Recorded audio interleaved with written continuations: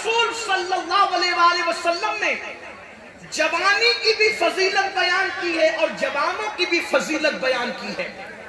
اسلام میں بوڑھوں کو نظر انداز نہیں کیا گیا، لیکن جوان اور جوانوں کی فضیلت کی شان سے بیان کی گئی. سنیے اے میری قوم کے جوانوں، راتوں کو عیاشیوں میں گزارنے والے جوانوں، موبائل پر، یوٹیوب پر، فیس بک پر اپنے وقت کو ضائع کرنے والے جوانوں، اپنی اہمیت کو سمجھو. میرے آقا مصطفیٰ جان رحمت صلی اللہ علیہ وآلہ وسلم ارشاد فرماتے ہیں اپنے صحابہ سے، اے میرے صحابہ، جوانوں کی عزت کرو، عزت.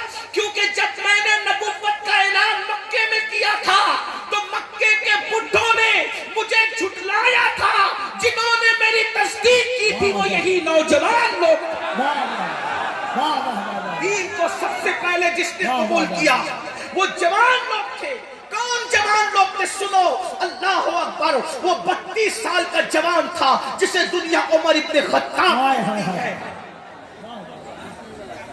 حضرت خالد ابن ولید ہو، ابو ذر غفاری ہو، حضرت سیدنا مقداد ہو، حضرت سیدنا بلال ہو، یہ سب کے سب جوان تھے. اور پھر اللہ کے رسول علیہ الصلوۃ والتسلیم کے صحابی سعد ابن ابی وقاص فرماتے ہیں ابھی میرے چہرے پہ داڑھی کے بال بھی نہیں نکلے تھے، میں صرف 16-17 سال کا تھا کہ احد کے میدان میں حضور کے اوپر آنے والے ہر تیر کو میں اپنے سینے پر لیا کرتا تھا اور حضور مجھے تیر اٹھا کر دیتے اور میں کمان میں رکھ کر کے تیر چلاتا جاتا.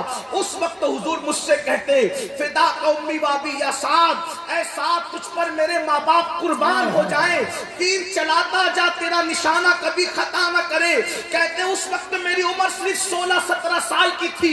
میری قوم کے جوانوں مجھے بتاؤ، بدر کے فاتحین سب جوان تھے، احد کے فاتحین سب جوان تھے، خندق کے فاتحین سب جوان تھے، اور خیبر کا فاتح تو ایسا جوان تھا کہ اس کو کبھی بڑھاپے نے گھیرا ہی نہیں، کیونکہ مصطفیٰ جان رحمت نے فرمایا لا فتح الا علی، لا سیف الا ذوالفقار.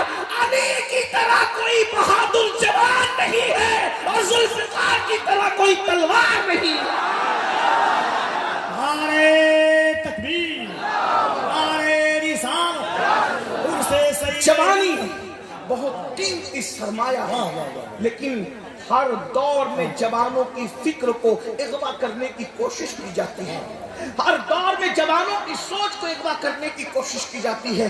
تھوڑی سنجیدگی کے ساتھ سوچئے، جو رسول، عزت والے رسول اپنی قوم کے جوانوں کے لیے کہے کہ جوانوں کی عزت کرو، کیونکہ بڈھوں نے جھٹلایا، عتبہ، شیبہ، یہ سب کھوسٹ لوگ تھے، انہوں نے جھٹلایا. ان بڈھوں نے رسول اللہ کو جھٹلایا. ابو جہل، ابو لہب، یہ سب بڈھے لوگ تھے، ان سب ظالموں نے جھٹلایا. اور حضور علیہ السلام کی بات کو جوانوں نے قبول کیا. اور وہ جوان لوگ کتنی مصیبت سے گزارے گئے. وہ جوان صحابہ صحابیات، حضرت عمار بن یاسر جوانی کی دہلیز پہ قدم رکھا، مارے جاتے تھے، پیٹے جاتے تھے. بلال حبشی نے جوانی کی دہلیز پہ قدم رکھا، گلے میں رسی ڈال کر کے کھینچے جاتے تھے، احد احد کہتے تھے، لیکن رسول اللہ کا دامن کبھی نہیں چھوڑتے تھے. میری قوم کے جوانوں، آج دنیا سب سے زیادہ پیچھے لگی ہے تو دنیا بھر کے مسلم جوانوں کے پیچھے لگی ہے. وہ جانتے ہیں پوری دنیا میں سب سے زیادہ جوان اگر کسی مذہب کے پاس ہے تو قوم مسلم کے پاس ہے.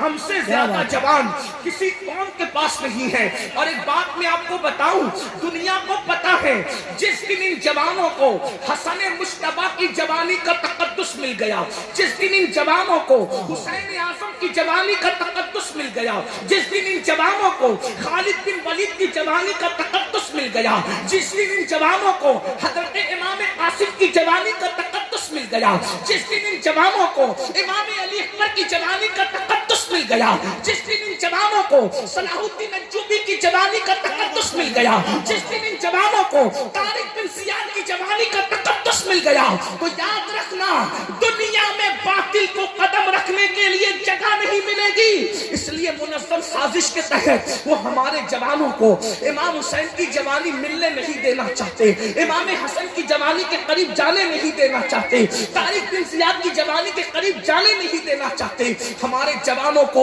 وہ راتیں رنگین کر دینا چاہتے ہیں, وہ جرائم میں مبتلا کر دینا چاہتے ہیں, وہ شراب و شباب میں مبتلا کر دینا چاہتے ہیں. اے میری قوم کے جوانوں, ہم کس زبان سے تمہیں سمجھائے؟ جلسوں میں تم بہت شوق سے آتے ہو, لیکن کتنے جرائم میں مبتلا ہو کر اپنی جوانی کو برباد کر رہے ہو. خدا کے لیے جوانی کے اندر گناہ کر کے اللہ کو ناراض مت کرو, ورنہ ایک وقت وہ آئے گا. اللہ اکبر. سید الطائفہ حضرت سیدنا جنید بغدادی فرماتے ہیں, جب جوانی میں کوئی پاپ کرتا ہے, جوانی میں کوئی جرم کرتا ہے, جوانی میں کوئی اللہ کی نافرمانی کرتا ہے, تو اللہ رب العزت اس کو اتنا دردناک بڑھاپا دیتا ہے, اتنا ذلیل بڑھاپا دیتا ہے, اتنا رسوا کن بڑھاپا دیتا ہے کہ بڑھاپے میں انسان موت مانگتا ہے, موت. کمبل میں منہ چھپا چھپا کے روتا ہے مگر اس کو موت نہیں آتی. اتنا ذلیل ہوتا ہے جوانی میں پاپ کرنے والا کہ جب وہ بھیک مانگتا ہے تو لوگ اس کو بھیک نہیں دیتے.